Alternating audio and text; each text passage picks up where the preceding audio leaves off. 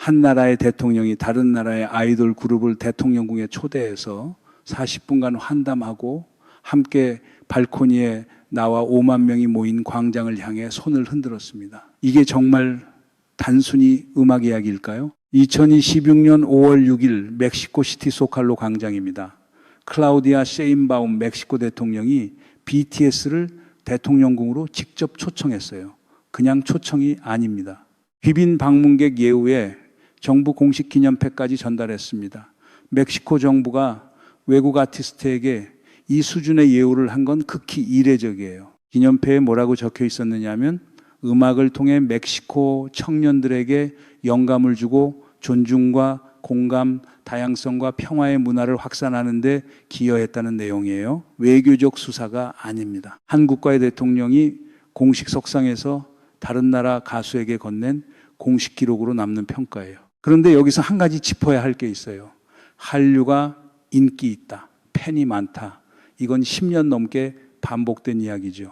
문제는 그 10년 동안 한류 위기론도 정확히 같은 주기로 반복됐다는 겁니다. 곧 식을 거다, 거품이다, 일시적 유행이다.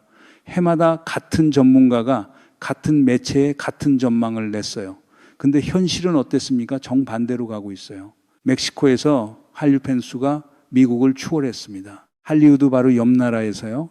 그리고 할리우드가 100년간 쌓아온 문화 패권 구조에 균열이 가기 시작한 건 대체 어디서부터일까요? 오늘 표면에서 동기에서 결과로 세 층을 다 들여다봅니다. 먼저 한 가지 분명히 해야 할 게 있습니다. 이건 K-팝 인기 이야기가 아니에요.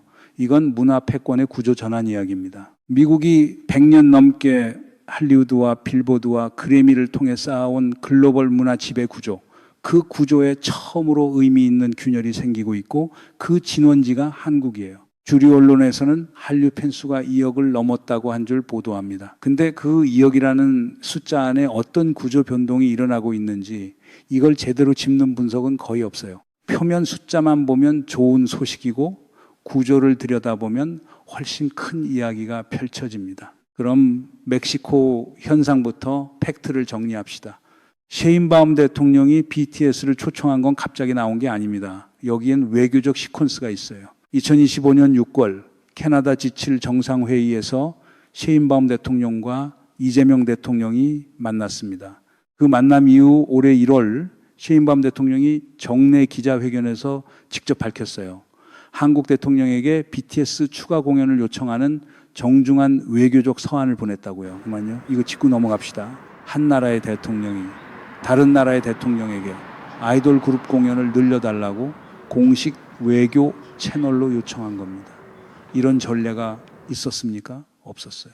전 세계 어디에서도 팝 아티스트의 공연 일정이 정상 간 서한의 주제가 된 적이 없습니다. 이재명 대통령은 답서에서 상호 존중과 양국 정상 간 신뢰를 바탕으로 관계가 깊어지고 있음을 확인한다면서 멕시코 국민이 한국 문화와 K-팝에 대해 품고 있는 애정은 양국 간 문화적 유대가 얼마나 깊은지를 잘 보여준다고 밝혔습니다. 그리고 BTS 소속사 측의 뜻을 전달했다고 했어요. 셰인바움 대통령은 그 답서를 직접 틱톡에 올려서 스페인어로 읽어주기까지 했습니다. 아이돌 공연 일정이 양국 정상 간 외교 의제로 올라가고 그 과정이 SNS로 공개되는 시대가 된 거예요. 문화가 외교의 실질적 도구가 된 겁니다. 그 결과가 5월의 소칼로 광장이었습니다. BTS가 대통령궁 발코니에 섰을 때 그 자리의 역사적 의미를 알아야 해요. 소칼로 광장은 멕시코의 심장이에요. 그리고 그 대통령궁 발코니는 과거 비틀즈가 섰고 마이클 잭슨이 섰던 무대입니다. 미국 문화 패권의 상징적 인물들이 올랐던 자리에 한국 그룹이 선 거예요. 멤버들은 서툰 스페인어로 소감을 전했고 광장에는 5만 명이 넘는 인파가 모였습니다. 멕시코 주요 매체인 엘 우니베르살, 밀레니오 엑셀시오르가 일제히 비중 있게 보도했어요. 공연 3회 전석 매진 37분 만에 완판. 멕시코시티 상공회의소가 추산한 이번 공연의 경제 파급 효과만 약일 557억 원입니다. 멕시코 연방 소비자원이 티켓 재판매 불법 행위를 단속하겠다고 나설 정도로 수요가 폭발적이었어요. BTS 정규 5집 아리랑은 빌보드 200과 핫백에서 동시 1위를 기록했고요. 여기서 숫자 하나 더 봐야 합니다. 한국국제교류재단이 발표한 2023년 기준 전 세계 한류 팬수 약 2억이 500만 명이에요. 2012년 첫 집계 때 920만 명이었으니까 10년 만에 24배가 늘었습니다. 전년 대비로만 봐도 4,600만 명 25.8% 증가했어요. 근데 핵심은 전체 숫자가 아니라 순위입니다. 1위 중국 1억 80만 명, 여기까지는 예상 범위예요.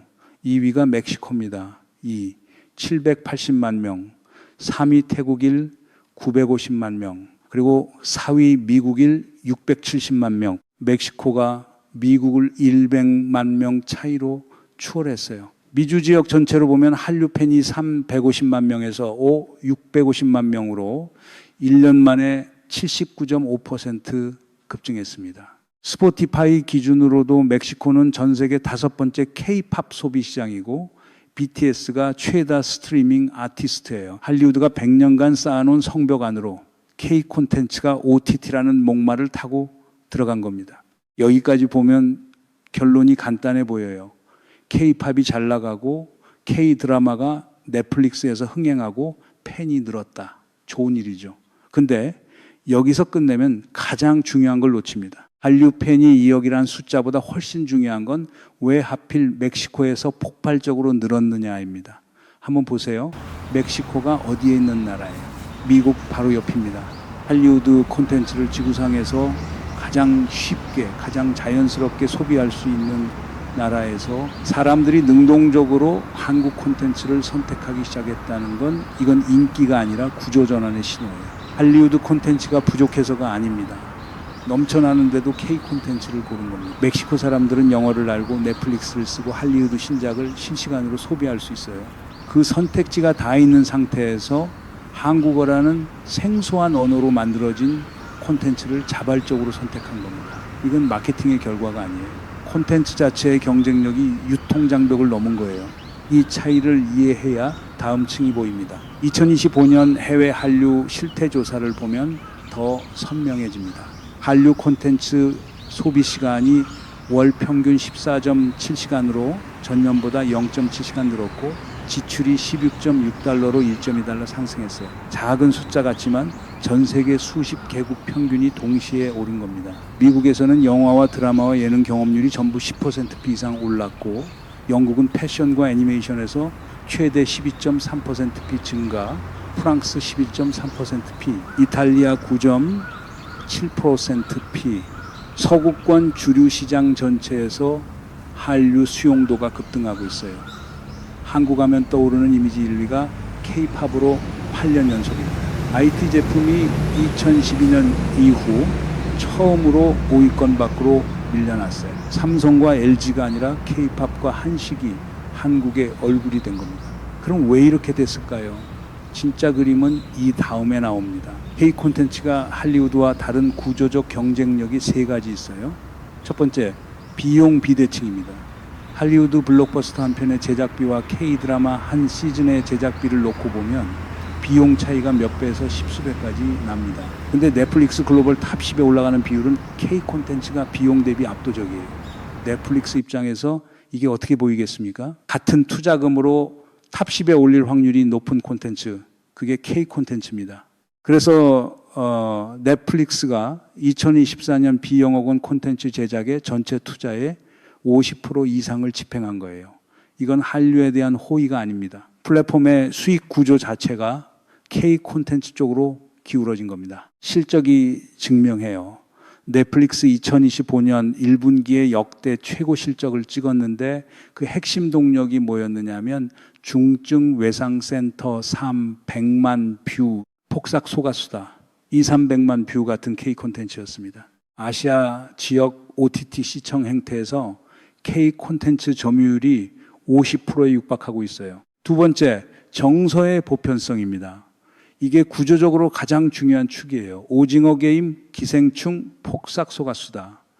이 작품들이 전 세계에서 통하는 이유가 뭐냐면 사회 불평등과 계층 구조와 억압에 대한 저항이라는 테마를 다루고 있기 때문입니다. 한국이 반세기 만에 압축 성장을 겪으면서 축적한 사회적 경험, 극심한 불평등, 세대 갈등, 노동의 고단함, 그리고 그 안에서의 회복과 연대. 이 경험이 멕시코 청년의 현실과 겹치고 브라질 시청자의 일상과 겹치고 인도와 동남아시아 사람들의 삶과 겹칩니다. 여기서 핵심적인 차이가 나옵니다. 할리우드가 슈퍼히어로와 우주전쟁으로 현실에서 점점 멀어지는 동안 한국은 현실의 한복판을 이야기하고 있었어요. 기생충에서 반지하 가족이 부잣집에 침투하는 장면을 보면서 멕시코시티 변두리의 청년이 자기 이야기라고 느꼈습니다. 오징어 게임에서 빚에 몰린 사람들이 목숨을 거는 장면을 보면서 브라질의 비정규직 노동자가 고개를 끄덕였어요. 개발도상국 시청자가 할리우드 히어로물을 보면 탈출을 느끼지만 K드라마를 보면 공감을 느낍니다. 탈출은 한 번이면 끝나요. 공감은 다음 작품을 찾게 만듭니다. 그리고 이 공감은 문화적 충성으로 전환돼요. 한류 팬이 단순 시청자에서 동호회원으로, 동호회원에서 한국어 학습자로, 학습자에서 한국 방문자로 이동하는 경로가 이미 작동하고 있습니다. 할리우드가 더 이상 하지 않는 이야기를 한국이 하고 있기 때문에 세계가 반응하는 거예요. 세 번째, OTT 유통혁명입니다. 할리우드는 영어라는 독점적 유통 언어를 가지고 있었어요. 100년간 이 언어 장벽이 할리우드의 가장 강력한 해자였습니다. 다른 나라 콘텐츠가 아무리 좋아도 영어가 아니면 글로벌 유통망에 올라가기 어려웠어요. 일본 애니메이션이 30년간 노력해도 할리우드의 대중시장을 뚫지 못한 이유가 이겁니다. 프랑스 영화가 칸에서 상을 받아도 미국 극장에 못 걸린 이유가 이거예요. 비영어권 콘텐츠의 천장이 언어였습니다. 팬데믹 이후 글로벌 OTT 플랫폼이 그 천장을 부쉈어요. 자막과 더빙 인프라가 고도화되면서 한국어를 한마디도 모르는 시청자가 K드라마를 자국 콘텐츠처럼 소비하기 시작했어요. 조조의 80만 대군이 장강 앞에서 멈춘 것처럼 할리우드의 압도적 자본력은 언어라는 강을 건너지 못했습니다. K 콘텐츠는 그 강에 OTT라는 다리를 놓은 거예요. 그리고 그 다리 위에서 한국어라는 언어 자체의 매력이 퍼지기 시작했습니다. 2025년 실태조사에서 한국어에 대한 호감도가 75.4%로 전체 평균을 상회했어요. 콘텐츠가 언어를 수출하고 언어가 다시 콘텐츠 소비를 강화하는 순환 구조가 작동하기 시작한 겁니다. 여러분, 여기서 중요한 질문이 하나 나옵니다. 이렇게 좋은 얘기만 계속하면 한류 만세로 끝나겠죠. 근데 진짜 질문은 따로 있어요. 이 구조가 100년 간다는 건 감정이 아니라 근거가 있어야 합니다. 그 근거가 뭔지 이게 오늘의 핵심입니다. 할리우드가 글로벌 문화 패권을 잡은 건 1920년대부터예요. 약 100년. 그 패권의 토대가 세 가지였습니다. 기술 선점 유성영화, 컬러 필름, 와이드 스크린을 남들보다 먼저 상용화했어요. 유통 장악, 전 세계 극장 체인과 TV 네트워크를 미국 자본이 쥐었습니다. 그리고 영어라는 글로벌 금융, 이 세 축이 서로를 강화하면서 100년을 버텨줍니다. K 콘텐츠가 지금 세우고 있는 토대를 보세요. 기술 적응력 OTT, 네이티브 콘텐츠를 세계에서 가장 효율적으로 만들고 있습니다. 할리우드가 여전히 극장 개봉 중심의 사고방식에서 벗어나지 못하고 있을 때 한국은 처음부터 스트리밍에 최적화된 콘텐츠를 설계하고 있었어요. 집육부작 시리즈의 회차별 클리프행어 구조, 몰아보기에 최적화된 서사 설계, 다양한 장르의 동시다발적 공급, 이건 기술이 아니라 콘텐츠 철학의 차이입니다. 유통 다변화, 넷플릭스, 디즈니 플러스, 아마존, 애플 TV에 동시 진출하면서 단일 플랫폼에 종속되지 않아요. 그리고 비영어권 최초의 글로벌 문화 브랜드라는 위치. 이건 프랑스도, 일본도, 인도도 달성하지 못한 겁니다. J-팝은 아시아에 머물렀고, 프랑스 영화는 예술 시장에 갇혔고, 발리우드는 남아시아 디아스포라 밖으로 나가지 못했어요. K 콘텐츠는 대중시장에서 할리우드와 직접 경쟁하고 있는 유일한 비영어권 콘텐츠입니다. 할리우드는 기술과 유통과 언어로 100년을 버텼습니다. K 콘텐츠는 기술 적응과 플랫폼 다변화와 정서 보편성이라는 새로운 세 축을 세우고 있어요. 그리고 결정적인 차이가 하나 더 있습니다. 할리우드의 100년은 미국이라는 패권국의 국력에 기대어 만들어진 거예요. K 콘텐츠의 성장은 인구 5천만의 나라에서 순수하게 콘텐츠의 경쟁력만으로 만들어지고 있는 겁니다. 이 비대칭이야말로 K 콘텐츠의 구조적 지속력을 보여주는 가장 강력한 증거예요.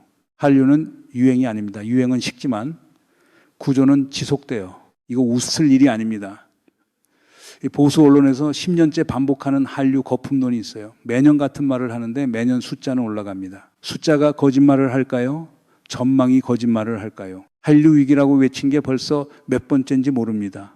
진짜 위기가 오더라도 이제 아무도 안 믿을 거예요. 이제 이 구조가 만들어내는 파급 효과를 봐야 합니다. K 콘텐츠는 콘텐츠에서 멈추지 않아요. 여기서 선순환이 시작됩니다. K 팝이 들어가면 한식이 따라갑니다. 한식이 들어가면 K 뷰티가 따라가요. K 뷰티가 들어가면은 한국어를 배우기 시작합니다. 한국어를 배우면 한국을 방문해요. 관광이 늘면 소비재 수출이 올라갑니다. 콘텐츠가 상품을 팔고 상품이 문화를 강화하고 문화가 외교레버리지를 만드는 선순환 구조예요. 이건 할리우드도 한때 가지고 있었던 구조입니다. 미국 영화가 코카콜라를 팔고 리바이스를 팔고 맥도날드를 팔고 미국식 라이프 스타일 자체를 수출했던 것처럼요. 지금 K 콘텐츠가 정확히 같은 일을 하고 있어요. 전 세계 대학에서 한국어는 더 이상 교양 강의가 아니라 정식 학과로 신설되고 있습니다. 그리고 멕시코 사례가 보여주는 외교적 함의가 있어요. 셰인바움 대통령이 이재명 대통령에게 서한을 보낸 건 문화가 외교적 접근성을 실제로 만들어낸 사례입니다. 한국과 멕시코는 지리적으로 지구 반대편이에요. 직항편을 타도 15시간이 넘습니다.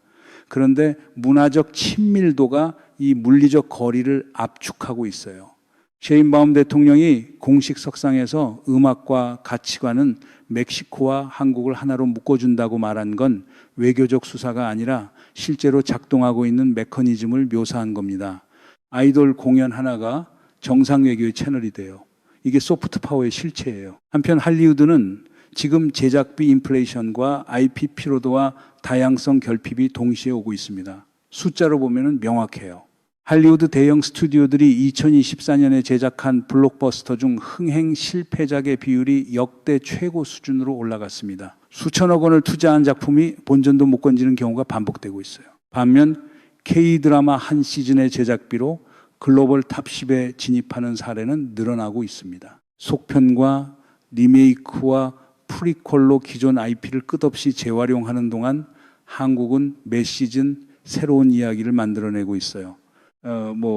재활용이 나쁜 건 아닌데 콘텐츠는 좀 다르죠. 관객은 새로운 이야기에 반응하지 15번째 속편에 반응하지 않습니다. 한국 콘텐츠가 전 세계에서 할리우드 다음에 인기와 소셜 영향력을 가지고 있다는 건 이제 업계 분석에서도 공식적으로 인정되는 사실이에요. K 콘텐츠 수출이 문화 산업뿐만 아니라 국가 경제 전반을 활성화하는 핵심 동력이 되고 있다는 평가가 나오고 있습니다. 한국의 문화예술 저작권 무역 수지가 2020년에 역사상 처음으로 흑자를 기록했고 그 이후 계속 확대되고 있어요. 처음 질문으로 돌아가 봅시다. 멕시코 대통령궁 발코니에서 BTS가 손을 흔들 때 그 5만 인파는 단순히 음악을 좋아하는 팬이 아니었습니다. 그 광장은 비틀즈가 섰고 마이클 잭슨이 섰던 자리예요.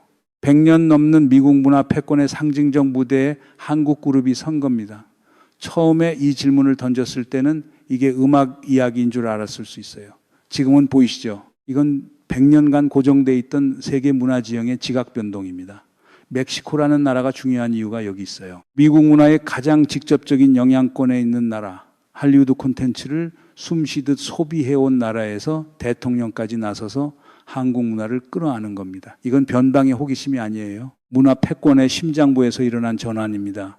판이 바뀌었는데 아직도 한류 거품이라고 같은 소리를 하고 있는 사람들이 있어요. 다만 여기서 끝나면 안 됩니다. 100년 지속될 구조가 만들어지고 있어요. 근데 조건이 하나 있습니다. 이 구조가 저절로 지속되지는 않아요. 할리우드가 100년을 버틴 건 미국이라는 나라가 그 문화 산업을 국가 전략으로 뒷받침했기 때문입니다. 수출 보조, 저작권 보호를 위한 국제 협약 주도, 글로벌 유통 인프라 구축을 국가가 깔아줬어요. 그리고 결정적으로 창작자들이 할리우드에 모여들 수밖에 없는 생태계를 만들었습니다. 최고의 감독, 최고의 배우, 최고의 작가가 전 세계에서 미국으로 모였어요. 그게 100년의 진짜 비결입니다. K 콘텐츠가 같은 100년을 가려면 한국도 같은 설계를 해야 합니다. 창작자 처우 개선이 필요해요. 한국 드라마의 촬영 환경과 스태프 노동 조건은 아직 콘텐츠의 글로벌 위상에 미치지 못합니다. 저작권의 국제적 보호가 강화돼야 하고 글로벌 유통 인프라가 확충돼야 하고 해외 문화원이 늘어나야 해요. 그리고 무엇보다 전 세계의 창작 인재가 한국에 모여들고 싶은 생태계를 만들어야 합니다. 구조는 만들어졌어요. 그 구조를 유지하고 강화하는 건 이제 정책의 영역입니다. 진짜 질문은 한류가 지속되느냐가 아닙니다. 이 구조를 대한민국이 국익으로 전환할 수 있느냐. 그게 오늘의 진짜 질문이에요. 그리고 이 질문에 대한 답은 앞으로 5년 안에 나올 겁니다. 이 구조가 보이신 분, 공유해 주시면 더 많은 분이 보실 수 있습니다. 구독과 좋아요 꼭 부탁드립니다.